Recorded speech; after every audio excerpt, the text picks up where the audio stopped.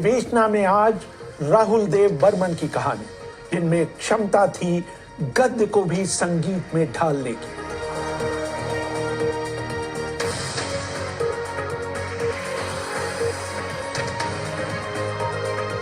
अभिवादन स्वीकार करिए रेहान फदल का।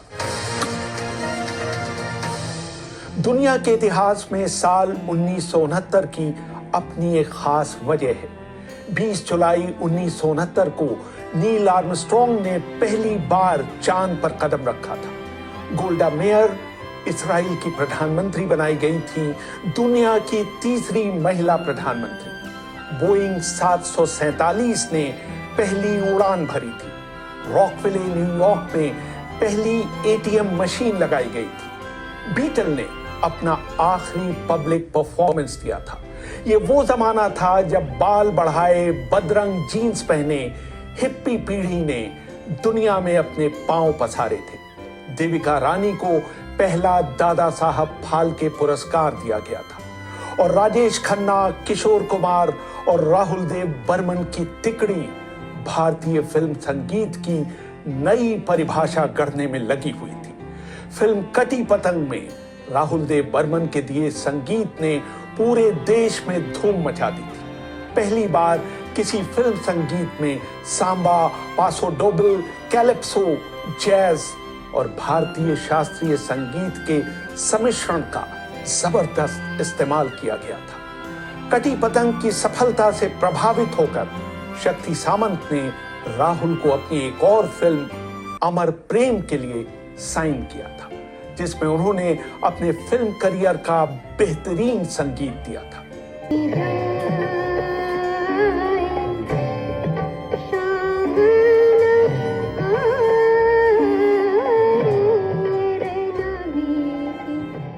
अनिरुद्ध भट्टाचार्य जी और बालाजी विट्टल अपनी किताब R.D. Burman the man the music में लिखते हैं। पंचम ने बताया था उन्होंने एक बार अपने पिता को बेला बॉय जाए गाते हुए सुना था। वो धुन उनके दिमाग में घुस गई थी। उसी की तर्ज पर उन्होंने रैना पीती जाए को संगीतबद्ध किया था। मदन मोहन ने जब पहली बार लता मंगेशकर को ये गाना गाते सुना तो उन्होंने S.D. बर्मन को फोन कर इस गाने के लिए बधाई दी।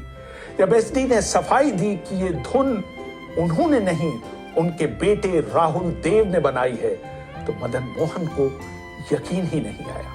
मशहूर गायिका आरती मुखर्जी ने शास्त्रीय संगीत के दिग्गज मल्लिकार्जुन मंसूर को धारवाड़ में रैना पीती जाए गुनगुनाते हुए सुना था। जब मंसूर ने उनके चेहरे पर आश्चर्य के भाव देखे तो बोल पड़े, S.D. के बेटे ने इस गीत को कितना अच्छा संगीत दिया है। पंचम का अगला बड़ा ब्रेक था देवानंद की फिल्म हरे रामा हरे कृष्णा। पहले देवानंद दम मारो दम गाने को उषा उत्थप से गवाना चाहते थे। उन्होंने उन्हें सन 1969 में दिल्ली के ओबरॉय होटल में गाते हुए सुना था। बाद में R.D. ने वो गाना आशा भोसले से गवाया। इस गाने के कई संस्करण रिकॉर्ड किए गए और उन्हें टुकड़ों में फिल्म में इस्तेमाल किया गया। हिप्पी पीढ़ी ने इस गाने को हाथों हाथ लिया। दिलचस्प बात यह है कि पहले ये फिल्म सचिन देव बर्मन को ऑफर की गई थी, लेकिन वो इस फिल्म की थीम से खास प्रभावित नहीं हुए।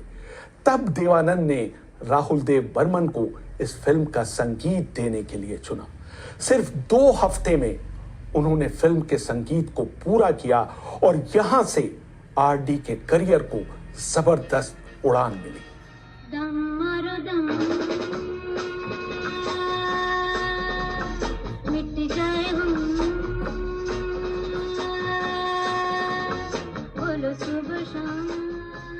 हालांकि राहुल देव बर्मन की पहली फिल्म छोटे नवाब थी, लेकिन उससे कई साल पहले प्यासा में अपने पिता को असिस्ट करते हुए उन्होंने उस फिल्म के मशहूर गाने सर तो मेरा चकराए की धुन बनाई थी।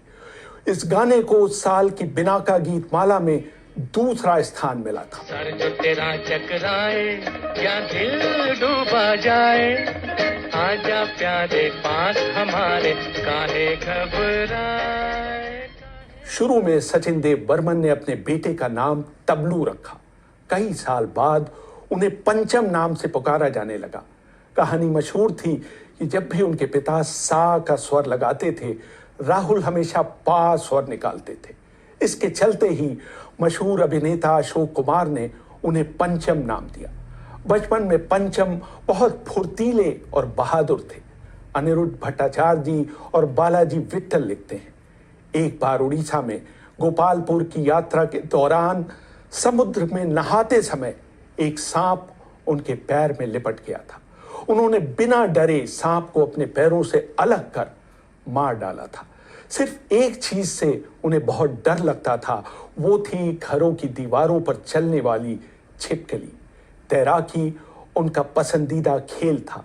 इससे न सिर्फ उनकी अस्थमा की बीमारी दूर हुई, बल्कि उसने उन्हें अपनी सांसों पर नियंत्रण रखना सिखलाया। वो पढ़ाई में अच्छे नहीं थे, वो 2 बार फेल हुए और उन्हें बालीगंज गवर्नमेंट स्कूल में अपनी पढ़ाई छोड़नी पड़ी। जिस दिन वो फेल हुए, उनके पिता सचिन देव बर्मन ने उन्हें एक रेले साइकिल उपहार में दी। उन्होंने तभी मन बना लिया कि उनका बेटा संगीत के क्षेत्र में जाएगा। उन्होंने पंडित समता प्रसाद से तबला बजाना और अली अकबर खां से सरोद बजाना सीखा। माउथ ऑर्गन उन्होंने अपने आप बजाना सीखा। 60 के दशक में शुरू हुआ राजेश खन्ना क्रेज अमिताभ बच्चन के उदय के साथ 70 के दशक के मध्य तक उतार पर पहुंच चुका था।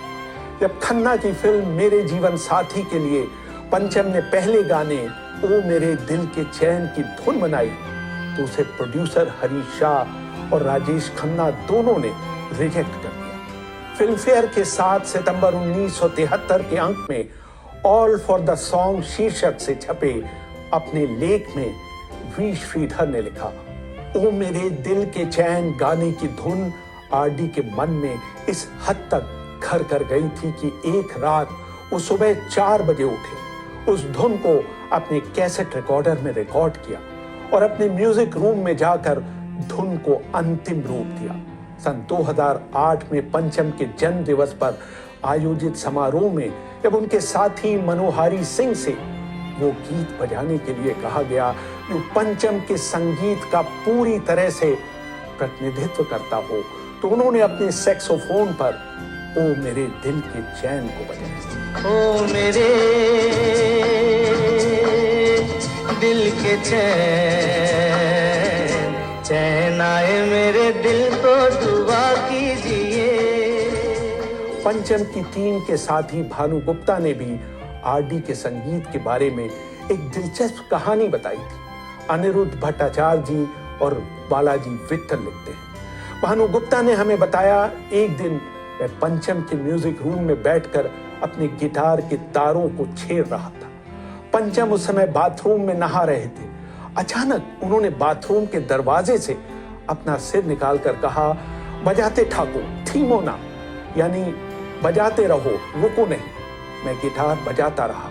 जब वो बाथरूम से बाहर आए तो वो एक धुन गुनगुना रहे थे जो मेरे गिटार के तारों से निकली आवाज से मेल खा रही। लाइन थी, मुझे चलते जाना है। बाद में उन्होंने गाने की पहली 2 लाइनों को संगीत दिया। इस तरह गाने की तीसरी लाइन का संगीत पहले दिया गया और मुखड़े का बाद में। गाने की पहली लाइन थी, मुसाफिर हूँ यारो। मुसाफिर हूँ यारो, ना घर है ना ठिकाना। इसी तरह का एक किस्सा रणधीर कपूर सुनाते हैं। एक दिन जब मैं पंचम के घर में घुसा तो देखता क्या हूं कि वो और उनके सहायक आधी भरी बियर की बोतलों में फूंक मार रहे हैं। 1 मिनट के लिए तो मैं समझा कि वो पागल हो गए। जब मैंने उनसे पूछा कि माजरा क्या है, तो उन्होंने कहा कि वो एक नई तरह की आवाज बनाने की कोशिश कर रहे हैं। ये वो आवाज थी जो आप फिल्म शोले के गाने महबूबा महबूबा के शुरू में सुनते हैं। रिकॉर्डिंग के दौरान इस तरह की आवाज निकालने की जिम्मेदारी बासु चक्रवर्ती को दी गई थी। साथ साथ परकशन के तौर पर रबाब और उर्दू ढोलक यानी ढोलक को उल्टा कर बजाने का इस्तेमाल भी किया गया था।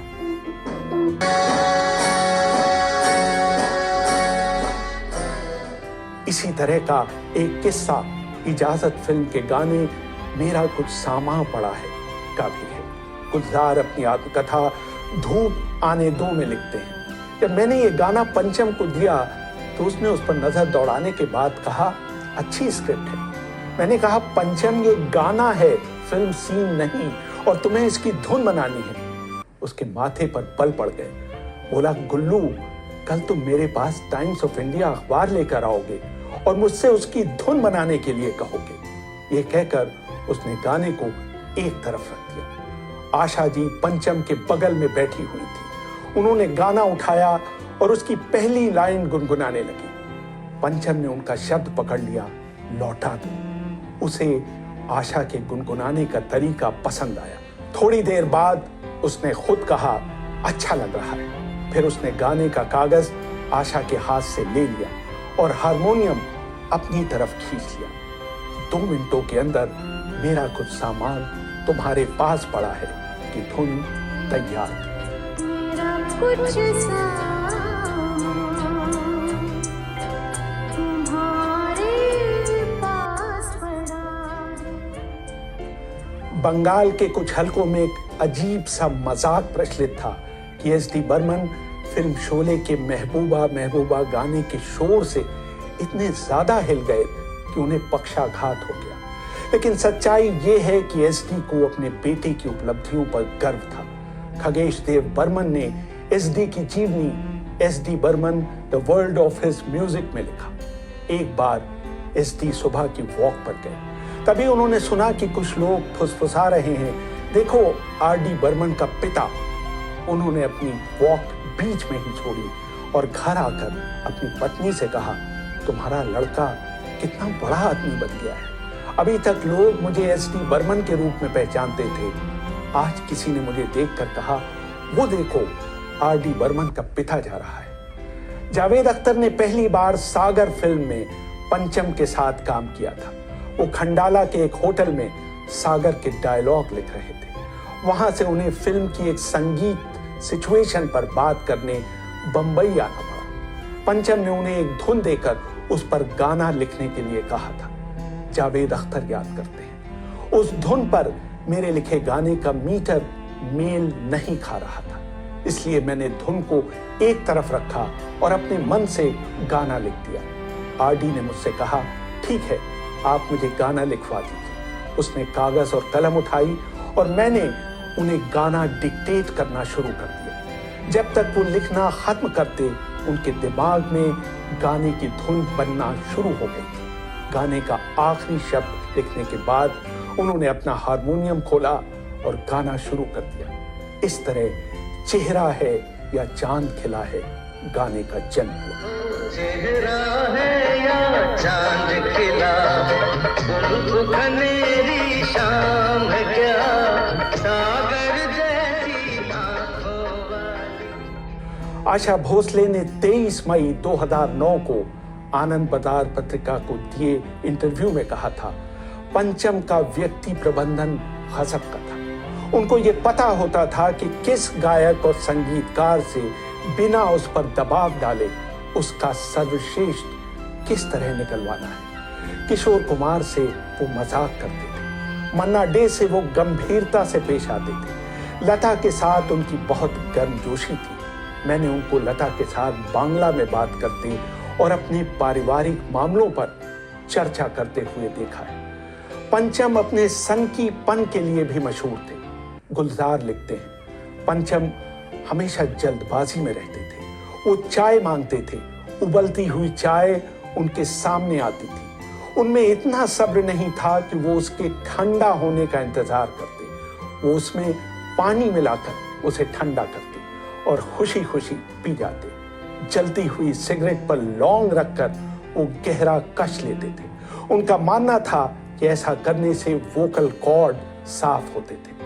सन 1966 में पंचम ने रीता पटेल से शादी की, लेकिन ये शादी बहुत दिनों तक नहीं चली।